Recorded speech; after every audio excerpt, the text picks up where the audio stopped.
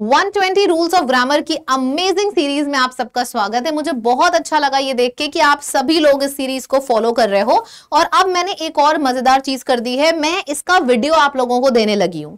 पहले क्या होता था, मैं देख रही थी बहुत ढेर सारे स्टूडेंट्स हैं जो लाइव नहीं आ पा रहे थे, तो मैंने कहा कोई बात नहीं, आपको मिलना ज्यादा इंपॉर्टेंट है। आप चाहे 2x की स्पीड पे देखो, चाहे 1.5x की स्पीड पे देखो, आपको ये वीडियो मिल चुका है।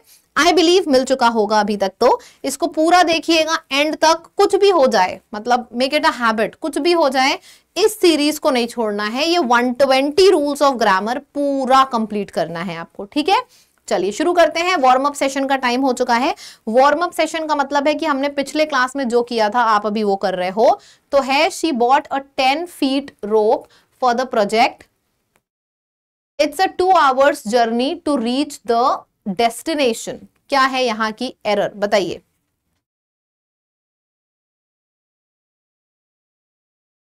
जल्दी जल्दी सब लोग आंसर करेंगे। क्या इसमें एरर है? शी बॉट अ 10 feet रोप। अरे सिंपल सी चीज है, पिछली बार यूनिट वाला केस मैंने कराया था ना। सिंगुलर होगा, सिंगुलर होगा मतलब 10 फूट हो जाएगा, फीट तो प्लूरल होता है, और डैश भी 2 hour हो जाएगा। यहाँ पे यूनिट वाला रूल याद है जो पिछले सेशन में कराया था, जाके रिवाइज करना अगर याद नहीं है तो। रूल नंबर 18 से शुरुआत करते हैं। अब हम बात करते हैं कि जब भी हम टाइम एक्सप्रेस करना हो, हमें मनी के बारे में बताना हो, speed, weight, height, distance, when used और कवर्ड इन वन वे, मतलब जब भी ये सारी चीजें एक तरीके से सिंगुलर फॉर्म में यूज होती हैं, जब भी ये चीजें सिंगुलर फॉर्म में यूज होती हैं तो इनके संग जो वर्ब लगता है वो भी सिंगुलर होता है। और जब ये सारी चीजें प्लूरल फॉर्म में यूज होती हैं, अच्छा प्लूरल फॉर्म का मतलब क्या हुआ? प्लूरल फॉर्म का मतलब हुआ अलग अलग, और सिंगुलर फॉर्म का मतलब हुआ एक साथ यूनिट में, ठीक है। मतलब अगर हमारे सेंटेंस में चाहे टाइम आए, चाहे मनी आए, चाहे स्पीड आए, चाहे वेट आए, अगर उसका इस्तेमाल हमने सिंगुलर फॉर्म में किया है, यानी कि अगर उसका हमने इस्तेमाल एक यूनिट की तरह किया है तो वर्ब सिंगुलर लगेगा। लेकिन अगर हमने उसका इस्तेमाल किया है अलग अलग डिफरेंस के सेंस में, तो जो वर्ब है वो आपका प्लूरल लगेगा, ठीक है। अब देखो एग्जांपल्स के थ्रू समझते हैं। जैसे ये है 5 miles needs to be covered completely on foot। ये 5 माइल एक, यहाँ पे एक डिस्टेंस की तरह यूज हुआ है कि बहुत ढेर सारे डिस्टेंस की तरह यूज हुआ है? यहाँ पे 5 miles एक डिस्टेंस की तरह यूज हुआ है कि 5 miles डिस्टेंस को कवर करना बहुत ही ज्यादा मुश्किल है। So it is very difficult to cover 5 miles in a go. फिर आ जाता है 5 miles need to be covered partially by car and rest on foot. मतलब अब क्या हुआ, अब ये जो 5 miles है ये दो हिस्से में डिवाइड हो चुका है, कार और फुट दो हिस्से में डिवाइड हो चुका है। अब ये 5 miles दो हिस्से में डिवाइड हो चुका है, तो यहां पे आप देखो वर्ब जो है वो प्लूरल आया है। ऊपर क्या है, 5 miles एक हिस्से की तरह यूज हुआ है, एक यूनिट की तरह यूज हुआ है, तो यहां पे जो वर्ब है वो आपका सिंगुलर आया है। ये चीज देख पा रहे हैं आप लोग? यहां पे वर्ब आपका प्लूरल आया है और यहां पे वर्ब आपका सिंगुलर आया है। ये होता है फॉर्म, ये होता है तरीका। अब करो प्रैक्टिस। अब प्रैक्टिस करोगे तो चीजें समझ में आएंगी। याद मत करो, सबसे पहले तो सेंटेंस को पढ़ो, ये सोचो क्या ये सेंटेंस एक यूनिट की तरह यूज हुआ है, या फिर यहाँ पे जो भी रुपए, पैसे, डिस्टेंस जिसका भी जिक्र हुआ है वो अलग अलग हिस्सों में डिवाइडेड है, या फिर एक है। ये आप पहचानना सीखो। अगर आपने ये पहचान लिया तो आपके लिए बहुत आसान हो जाएगा।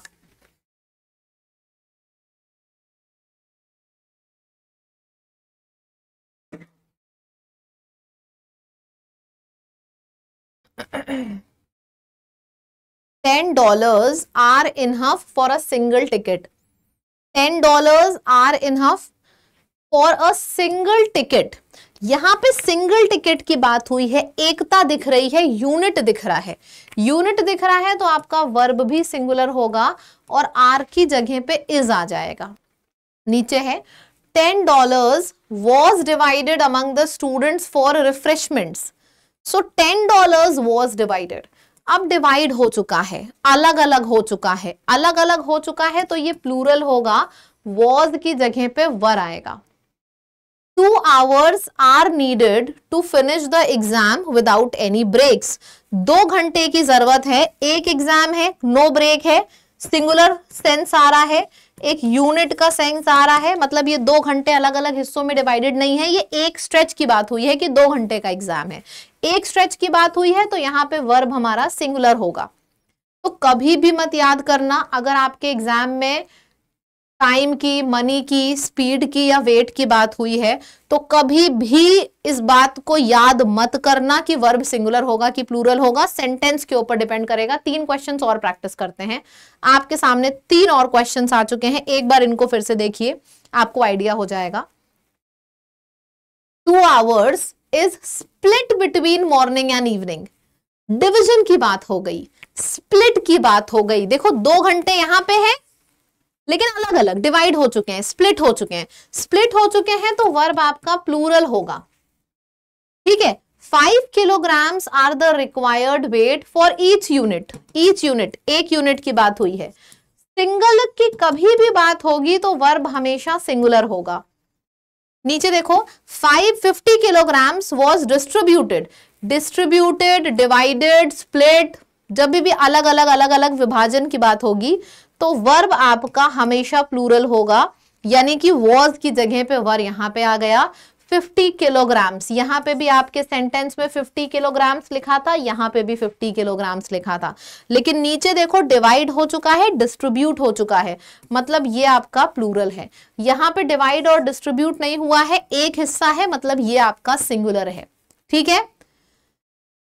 क्लियर हो गया? चलिए आगे बढ़ते हैं। ये समरी है कि कभी भी टाइम, मनी और स्पीड की बात हो, अगर सेंस एक सिंगल यूनिट का आता है ना, तो सिंगुलर वर्ब होगा, और अगर अलग अलग डिवाइडेड है, विभाजित है, तो प्लूरल वर्ब हो जाएगा। आगे बढ़ते हैं। Rule number 19। रूल नंबर 18 अच्छे से समझ में आ गया, बढ़िया से एकदम क्लियर है, दिमाग में पिक्चर अच्छे से बन गई है, ठीक है। रूल नंबर 19 पे आते हैं। When 2 actions occurred in past, the action happened earlier is denoted by past perfect and the action which is happened after that is denoted in simple past tense। इतना लंबा रूल कभी ऐसे समझ में नहीं आता, ड्रॉ करके आपको बताती हूँ। जैसे ये एक कोई लड़का है, ध्यान से सुनना, मेरी पूरी ड्राइंग अच्छे से समझना। पास्ट में इसके साथ 2 काम हुए हैं, पास्ट में इसके साथ 2 काम हुए हैं। पहला काम इसने क्या किया है, 5 साल पहले इसने बाइक खरीदी है, या फिर 5 साल पहले इसने कार खरीदी है, लेकिन 10 साल पहले इसने घर ले लिया था। कार लेना और घर लेना, ये दोनों ही काम अगर आप ध्यान से देखो तो ये दोनों ही काम पास्ट के हैं। कार भी इसने पास्ट में ली है, घर भी इसमें पास्ट में लिया है, लेकिन पास्ट में भी तो पहले और दूसरे नंबर पे इसने चीजें की हैं।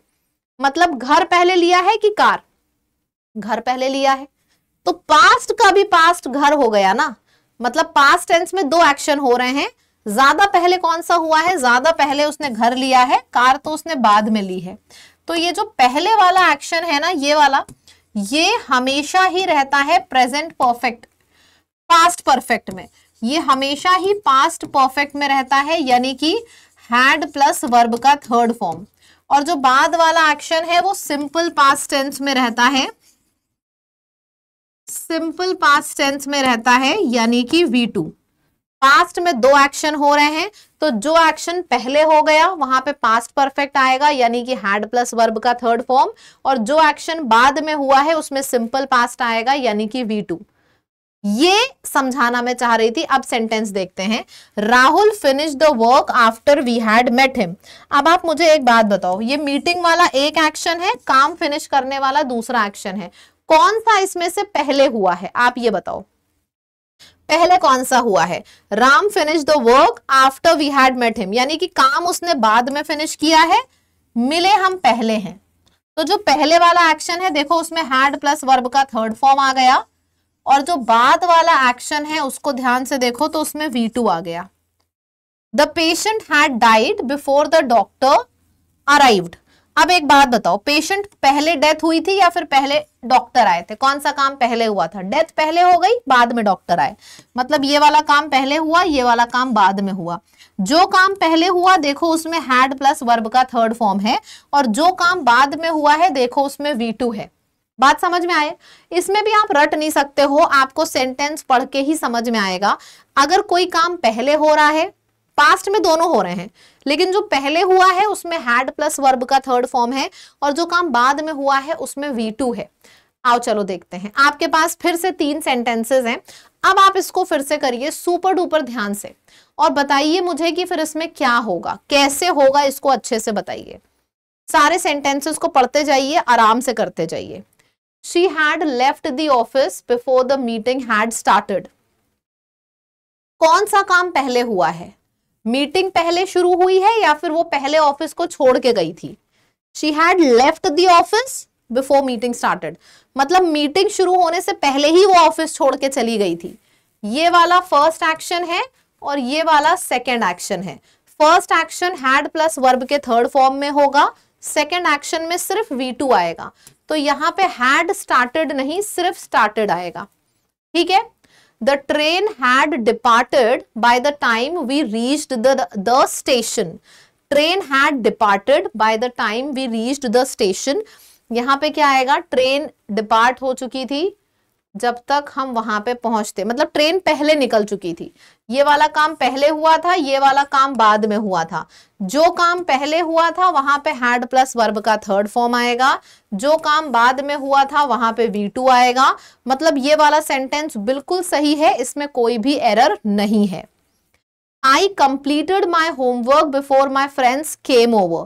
समझते हैं इसको। यहाँ पे आपने काम पहले कंप्लीट किया था या फिर आपके फ्रेंड्स पहले आए थे? मेरे फ्रेंड्स आने से पहले ही मैं काम कर चुकी थी, मतलब मैंने काम पहले किया था। काम पहले किया था और ये वाला एक्शन बाद में हुआ है, तो जो बाद में हुआ है वहां तो V2 आएगा, सही है। जो पहले हुआ है वहां पे हैड प्लस वर्ब का थर्ड फॉर्म आएगा, तो ये आपका हैड कंप्लीटेड हो जाएगा। क्या ये चीज, क्या ये बात आप सभी लोगों को अच्छे से समझ में आ गई है? अच्छे से क्लियर है, एकदम परफेक्ट तरीके से, बढ़िया से। चलिए आगे बढ़ते हैं। फिर से आपके पास 3 सेंटेंसेस है, फिर से इसको करिए और बताइए क्या होगा। और इस बार मेरी मदद लिए बिना करना है आप सभी लोगों को।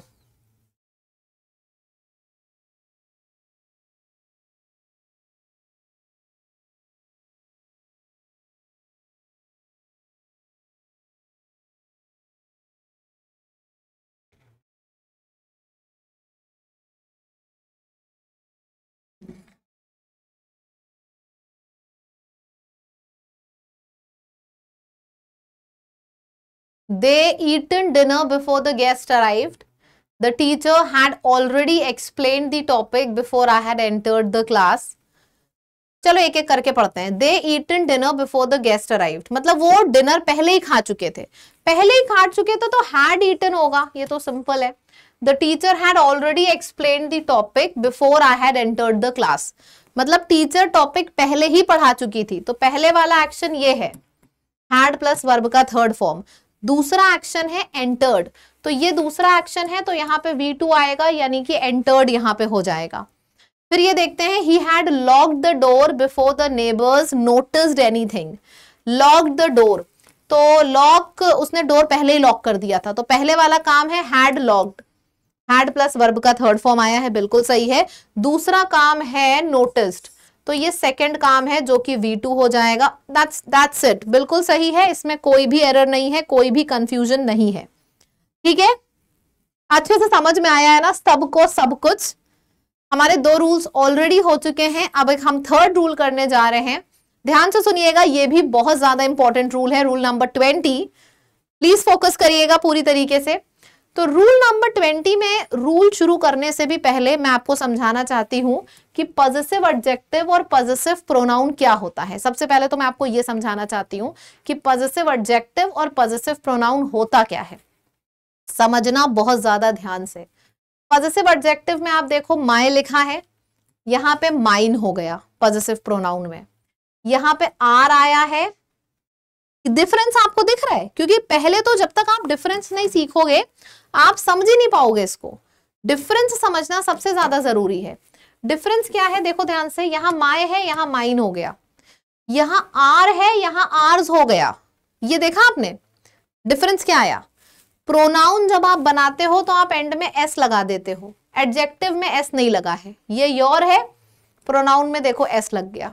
एडजेक्टिव देयर हुआ, प्रोनाउन में एस लग जाएगा, देयर्स हो जाएगा। एडजेक्टिव हर है, प्रोनाउन हर्स हो जाएगा। एडजेक्टिव आर है, प्रोनाउन आर्स हो जाएगा। हिज और इट्स ऐसे हैं जिसमें दोनों में एस लगा है, तो हिज और इट्स दो ऐसे शब्द हैं जो एडजेक्टिव भी होते हैं, प्रोनाउन भी होते हैं। तो बेसिकली आपको इसमें से कुछ याद ही नहीं करना पड़ा इतने बड़े चार्ट में से, पहला वाला छोड़ के। पहला वाला आपको याद करना पड़ेगा, माय एडजेक्टिव है और माइन प्रोनाउन है, बाकी आपको कोई नहीं याद करना पड़ेगा, क्योंकि बाकियों के लिए तो एक ट्रिक है कि भाई शब्द के एंड में एस आया है तो वो प्रोनाउन हो गया, और एस नहीं आया है तो वो एडजेक्टिव हो गया। जैसे योर एडजेक्टिव है लेकिन योर्स प्रोनाउन है। तो आपको इसमें से कुछ याद ही नहीं करना है। अगर आपको ट्रिक याद हो गई तो, ट्रिक याद है ना, तो इसमें से आपको कुछ नहीं याद करना है, बस माय और माइन याद रखना है, दैट्स इट। बाकी सब अपने आप सॉर्टेड हो जाएगा। ठीक, अब आती है बारी कि ठीक है हमें एडजेक्टिव और प्रोनाउन हमने याद कर लिया, लेकिन समझ ही में नहीं आता है कि कहाँ पे एडजेक्टिव लगाएं, कहाँ पे प्रोनाउन लगाएं। ये आता है ना एक प्रॉब्लम, ये प्रॉब्लम आती है कि समझ ही में नहीं आता है कि एडजेक्टिव कहां लगाएं और प्रोनाउन कहां लगाएं। तो सबसे पहले तो इस प्रॉब्लम का समाधान निकालिए आप। एडजेक्टिव नाउन के पहले लगता है, ये याद है ना, और अगर आपके सेंटेंस में नाउन नहीं है तब वहां पे प्रोनाउन आता है, और नाउन है तो एडजेक्टिव आएगा। पहले वाले सेंटेंस में हमने देखा नाउन है और नाउन के बारे में बताता है एडजेक्टिव, माय और माइन में से एडजेक्टिव होता है माय, तो ये आपका करेक्ट आंसर हो जाएगा। I do not like your या फिर योर्स नेचर, ठीक है, नेचर भी नाउन है, नाउन के पहले एडजेक्टिव आता है तो यहां पे योर नेचर आएगा, ना कि योर्स नेचर। ठीक है, क्लियर है। चलिए, this is my car, the car is my या फिर mine, the house is your या फिर योर्स। 3 सेंटेंसेस हैं, बहुत छोटे छोटे हैं। मेरा एकमात्र एजेंडा ये है कि पहले आपको ये कॉन्सेप्ट समझ में आ जाए, क्योंकि ये सारे कॉन्सेप्ट हम डिफिकल्ट लेवल पे समझते हैं, इनको ये समझ में आ जाएगा तो फिर हम सेंटेंस और बड़े करेंगे। पहले बताओ, ये अच्छे से इसका आंसर करो। This is my car, car noun है, नाउन के बारे में जो बता रहा है वो एडजेक्टिव होगा, तो यहाँ पे माय आ जाएगा। दिस कार इज माइन या फिर दिस कार इज माय, यहाँ पे क्या होगा, यहाँ पे हमने देखा नाउन नहीं है, नाउन नहीं है तो नाउन की जगह पे आएगा प्रोनाउन, तो यहाँ पे माइन आ जाएगा। दिस हाउस इज योर या फिर योर्स, यहाँ पे नाउन नहीं है, नाउन की जगह पे आएगा प्रोनाउन, तो यहाँ पे भी योर्स आ जाएगा। ठीक है, चलिए फिर से आपके पास 4 सेंटेंसेस हैं, फिर से इनको करिएगा। आपके पास 4 सेंटेंसेस हैं, इसको करिएगा जल्दी से, फटाफट सभी लोग इसको आंसर करेंगे।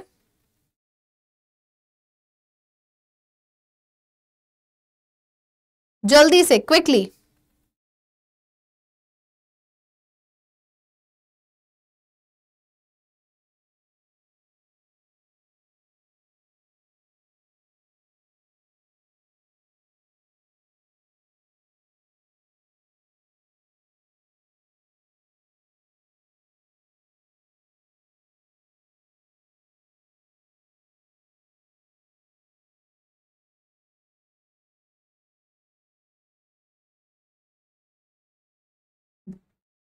द कॉफी इज माई या फिर mine, don't stand on my या फिर माइन फुट, क्या होगा इसका करेक्ट आंसर।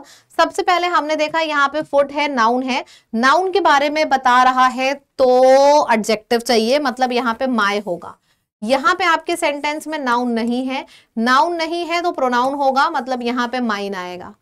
सिमिलरली नीचे हमने देखा नाउन नहीं है, नाउन नहीं है, अगर नाउन नहीं है तो क्या होगा, तो प्रोनाउन होगा, तो यहाँ पे माइन आ गया। नीचे हमने देखा नाउन है, नाउन है तो एडजेक्टिव होगा, यानी कि माय हो जाएगा। कॉन्फिडेंस आ रहा है सभी को अच्छे से। चलिए फिर से 4 सेंटेंसेस हैं, फिर से इसको करिए। इस वाले के लिए मैंने थोड़े ज्यादा ही रखे थे, करें इसको। क्या होगा यहाँ पे, शी गेव हिम हर या हर सूटकेस, आई मेट देयर या देयर्स मदर। एक एक सेंटेंस करके करो, तब जाके कॉन्फिडेंस आएगा, बहुत ज्यादा बिल्ड होगा कॉन्फिडेंस। पहले इसको करो। शी गेव हिम हर या हर्स सूटकेस, सूटकेस क्या है, नाउन है, नाउन के बारे में बता रहा है तो एडजेक्टिव होगा, और एडजेक्टिव के एंड में एस नहीं लगता, तो यहाँ पे हर आ जाएगा। मदर नाउन है, नाउन के बारे में बता रहा है तो एडजेक्टिव होगा, एडजेक्टिव के एंड में एस नहीं लगता तो यहाँ पे देयर होगा। कॉफी नाउन है, नाउन के बारे में बता रहा है तो ये एडजेक्टिव होगा, एडजेक्टिव के एंड में एस नहीं लगता तो यहाँ पे भी देयर हो जाएगा। आर दीज फोन्स देयर या देयर्स, यहाँ पे नाउन नहीं है, नाउन नहीं है तो एडजेक्टिव भी नहीं होगा, प्रोनाउन होगा, और प्रोनाउन के एंड में एस लगता है तो यहाँ पे देयर्स हो जाएगा। लॉजिक समझ में आया? तो लॉजिक समरी बस इतनी समझ लेना कि पॉजिटिव एडजेक्टिव और पॉजिटिव प्रोनाउन अगर याद ना हो तो बस मेरी ट्रिक याद रखना कि शब्द के एंड में जब एस आता है तो वो प्रोनाउन होता है, एस नहीं आता है तो वो एडजेक्टिव होता है। सबसे पहले तो पहचानना सीखो। एक बार अगर आपको पहचानना आ गया, सेंटेंस तो अपने आप कर लोगे। अगर आपके सेंटेंस में नाउन है तो नाउन के पहले आएगा तो वो एडजेक्टिव होगा, और अगर नाउन नहीं है तो वहां पे प्रोनाउन आएगा। बस इतनी सी चीज है जो आपको याद रखनी थी। That's it. बताओ जल्दी से, ये जो मैं आपके लिए वीडियोस अपलोड कर रही हूँ ये आपको कैसा लग रहा है? कितना ज्यादा कॉन्फिडेंस आ रहा है इनको करने में? ऑल्सो मैं 2 क्वेश्चंस भी आपको देती हूँ। क्वेश्चंस मैं इसलिए देती हूँ ताकि मैं ये चेक करूं कि आपको सीरीज में इंटरेस्ट आ रहा है कि नहीं। देखो, इसका आंसर जरूर करते रहना, क्योंकि जब आपने इसका आंसर करना छोड़ दिया मैं समझ जाऊंगी आपको इंटरेस्ट नहीं आ रहा है सीरीज में, और फिर मुझे ना चाहते हुए भी ये सीरीज रोकनी पड़ेगी जो कि गोल्डन डायमंड जेम है आपके लिए। ठीक है, तो मुझे थोड़ा सा, मतलब आपकी दिल की बात आपसे डिस्कस करूं, एंथुजियाज्म थोड़ा सा कम लगा। मुझे ऐसा लगा शायद आप इस सीरीज की इंपॉर्टेंस नहीं समझ रहे हो। ठीक है, तो अगर ऐसा है तो आप कमेंट्स मत करना, मुझे आइडिया लग जाएगा, फिर मैं ये सीरीज बंद कर दूंगी, कुछ और प्लान करूंगी। लेकिन अगर जितने व्यूज हैं, चाहे 1000 व्यूज हो, 2000 हो, चाहे 10,000 हो, जितने व्यूज हैं कोशिश करो उतने कमेंट्स करो, तो फिर मुझे आइडिया लगेगा कि आपको हाँ ये सीरीज अच्छी लग रही है और मैं इसको कंटिन्यू करूंगी। ठीक है, तो जरूर जरूर जरूर से सब लोग आंसर करना। आपका आंसर करना ही मुझे बताता है कि आप कितना एंगेज हो इस सीरीज को लेके। ठीक है, चलिए that's it. English by Barkha ma'am मेरे चैनल का भी नाम है, मेरे टेलीग्राम का भी नाम है। टेलीग्राम को भी ज्वाइन करो ताकि आपको रेगुलर अपडेट्स मिलते रहें, और इस यूट्यूब चैनल को ज्वाइन करके एक बड़ी सी फैमिली बनते हैं। वीडियो अच्छा लगा तो जरूर कमेंट करिएगा, लाइक करिएगा, और चैनल को सब्सक्राइब करना तो बिल्कुल मत भूलिए। मैं आपके लिए देखिए कितने बढ़िया बढ़िया शॉर्ट्स अपलोड कर रही हूँ, मस्त, फनी और इतनी ज्यादा नॉलेज वाले। समझ रहे हो? यहाँ पे जो मिलेगा सारा काम की बातें आपको मिलेंगी। डेली लाइफ में यूज होने वाली गलतियां जो आप करते हो इंग्लिश से रिलेटेड, वो भी मैंने डालने शुरू कर दिए हैं शॉर्ट्स। ट्रिक वाली वोकैबुलरी, मतलब अगर आपने मेरे शॉर्ट्स देख लिए, अगर नहीं देखे तो जाके मेरा शॉर्ट्स जरूर देखना, लाइन से 6-7 शॉर्ट्स देखना, आपके हाथ रुक नहीं पाएंगे। इतना प्यारा कंटेंट मैंने अपलोड किया है, तो जरूर देखिए और चैनल को सब्सक्राइब करिए अगर वीडियोस अच्छे लग रहे हैं तो। Thank you so much.